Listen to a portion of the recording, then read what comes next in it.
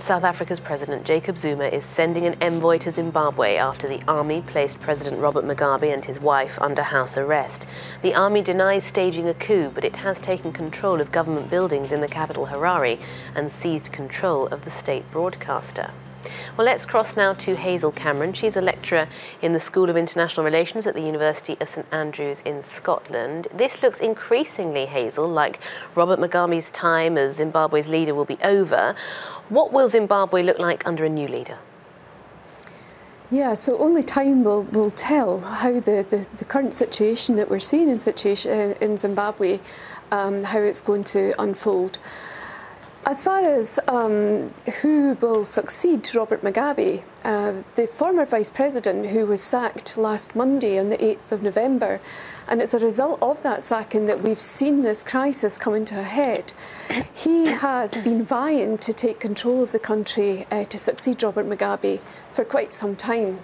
And it's as a result of this vying for succession that we've seen a fracturing within ZANU-PF, and we've seen two separate factions come to the fore. One faction who are loyal to Robert Mugabe's wife, known as the G40 faction. They're like the younger generation who don't have the liberation credentials from the Bush War pre-independence. And then we have the second faction, which is led by Emmerson Mnangagwa, and that's the Lacoste faction, and it's supported by the veterans of the liberation movement. Emmerson Mnangagwa had to flee to South Africa when he was sacked last week. But what we've seen today is that Mnangagwa has made his way back into Zimbabwe from Pretoria, which would suggest that he's actually got the support of the South African government. And of course, South Africa is the largest, both politically and militarily, the most powerful nation in the region. So that's an important point to take into consideration. What we also see is the British government saying today that we don't want to see Mugabe being replaced by another tyrant. So that's something else that has to be taken into consideration in the succession battle. And on that point, what do we know about the former vice president? Because his nickname is the Crocodile. That's correct.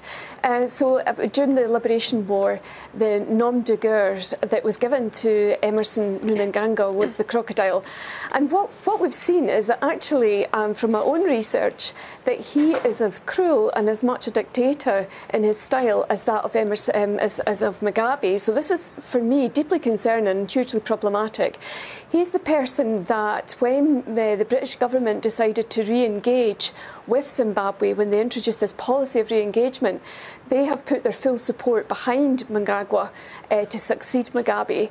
This is despite the fact that back in the 1980s, Mnangagwa was the architect of what became known as Gukurahundi, so the Matabeleland massacres, when there was a state policy to literally wipe out the political opposition in Matabeleland in Zimbabwe that resulted in over 20,000 people being butchered and hundreds of thousands of people being tortured in the most dreadful manner. He's also been responsible for the looting of the diamonds at the Marangi mine. It's alleged that he's been responsible for the looting of over £15 million worth of diamonds. And he had the support of the current army and the current chief of the army who's leading this coup in Zimbabwe at the moment. So it's troubling to think what the consequences might be should Mnangagwa take over the role as president in Zimbabwe. OK, well, we'll be watching this closely over the next few days. But as you mentioned, there are two factions in Zimbabwe, the younger faction of the ZANU-PF party who support Grace Mugabe, and the other faction that supports the former vice president. Do you think that if the former vice president takes control, we can expect that process to be a peaceful one? I think at the moment that would be very doubtful.